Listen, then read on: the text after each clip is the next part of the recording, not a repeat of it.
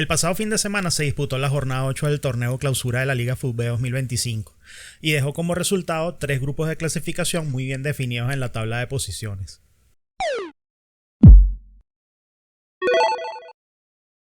La jornada comenzó el viernes 22 de agosto en el Estadio Florentino de Oropesa de San Felipe, donde el local, Yaracuyanos, recibió a Rayo Zuliano. Los Colosos de Sorte llegaban al encuentro sin haber podido lograr aún su primera victoria, en el penúltimo lugar de la tabla con 1 punto. Mientras que Rayo Zuliano estaba de lleno en la lucha por alcanzar un cupo a la fase final, en el 10º lugar, con 10 puntos. En un encuentro muy disputado y que contó con opciones para ambos equipos, fue Yaracuyanos el que terminó alzándose con el triunfo, gracias a un gol de Luis Álvarez al minuto 27. 1-0 fue el marcador final.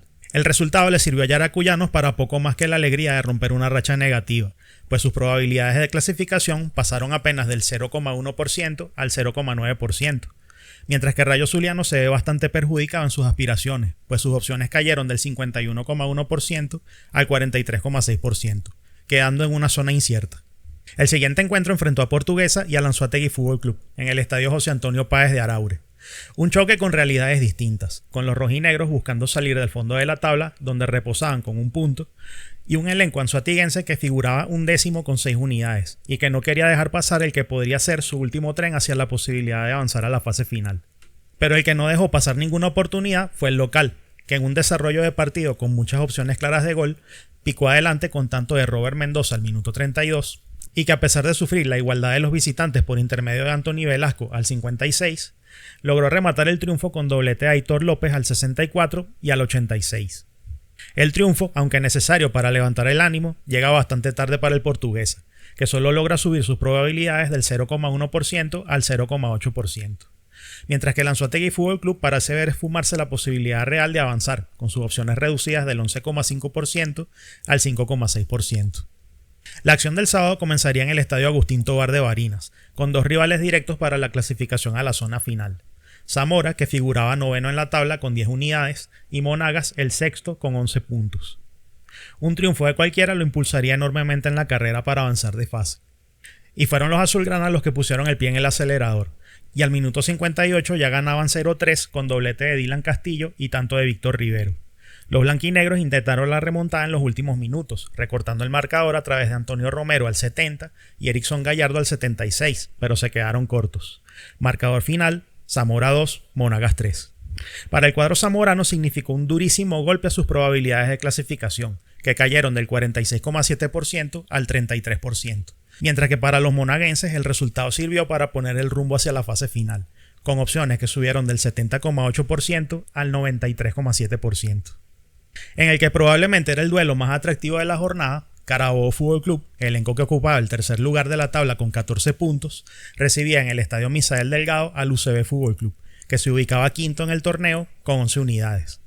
El encuentro quizá revestía mayor importancia para el cuadro universitario, pues con un triunfo o incluso el empate podía comenzar a escapar de la incomodidad de la zona media de la tabla, mientras que los granates llegaban en una situación bastante cómoda de cara a la clasificación. Y terminaría siendo el elenco local el que daría toda una declaración de intenciones, goleando a los tricolores 4-1, con un doblete de Joandri Orozco y otro de Juan Alegría, que solo fue respondido por los visitantes con un gol de Juan Manuel Cuesta.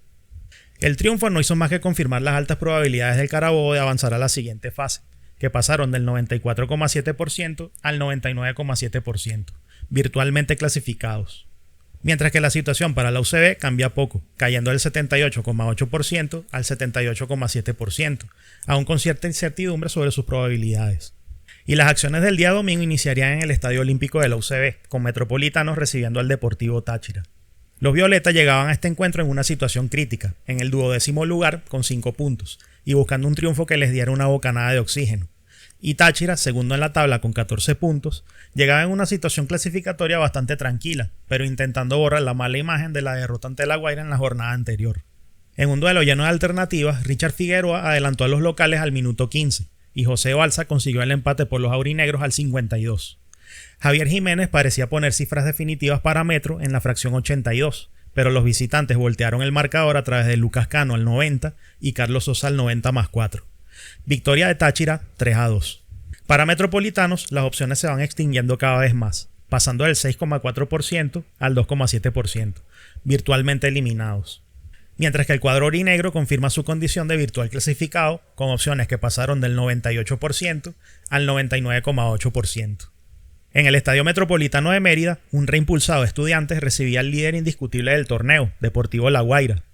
Los académicos llegaban a esta jornada luego de 2 triunfos consecutivos, que lo ubicaron en el 8º lugar, con 10 puntos, con la intención de afirmar sus opciones de avanzar, mientras que los naranjas no podían llegar en mejor condición, líderes con 18 unidades a 4 de su más cercano perseguidor. Y fueron los visitantes los que picaron adelante en el marcador, a través de Keiber Lamadrid al minuto 47. Pero los locales respondieron con tanto de Jesús Hernández, que parecía decretar un beneficioso empate. Pero Richard Peralta terminaría por echar un balde de agua fría a los merideños, con gol de penal al 90+11. Victoria para La Guaira, 2-1.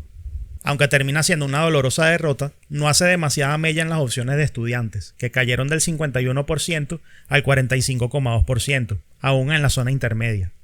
Para La Guaira todo va viento en popa, manteniendo sus opciones exactamente iguales que en la jornada anterior, 99,9%, virtualmente clasificados. Y el último partido de la jornada se llevó a cabo en Puerto Cabello. Academia recibía al Caracas Fútbol Club.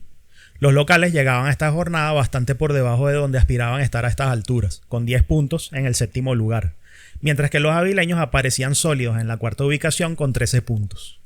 En un encuentro que terminó siendo bastante táctico y con pocas opciones claras, reduciéndose la mayoría de los intentos a disparos desde fuera del área, poco a poco se fue haciendo evidente para ambos cuadros que el empate no parecía mal negocio.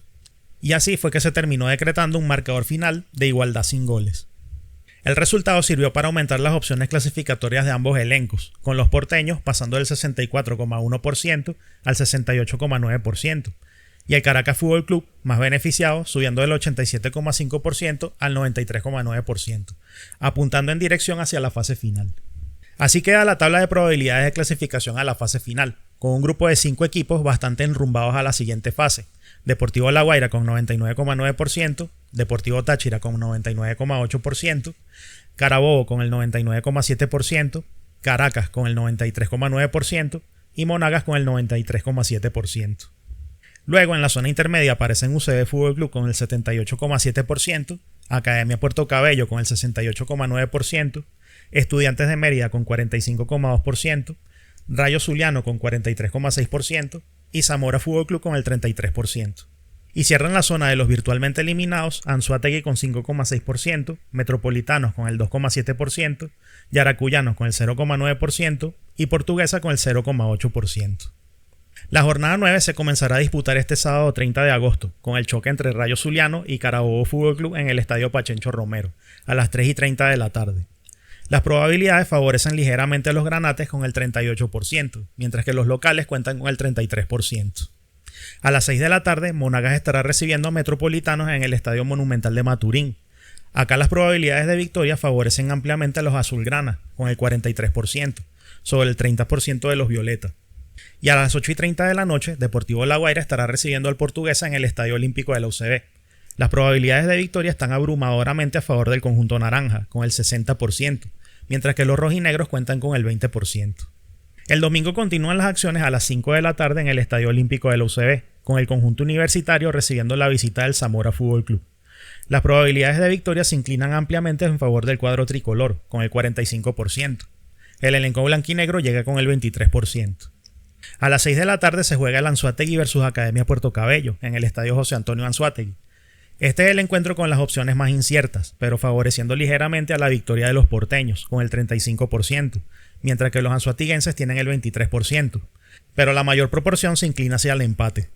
En el Estadio Polideportivo de Pueblo Nuevo se jugará el Clásico Andino a las 7:30 de la noche. Las probabilidades de victoria favorecen muy ampliamente al Deportivo Táchira, con el 56%, quedando solo en 23% las opciones de Estudiantes de Mérida. Y la jornada cierra el lunes a las 6 de la tarde, cuando Caracas Fútbol Club recibe a Yaracuyanos en el Estadio Olímpico de la UCB.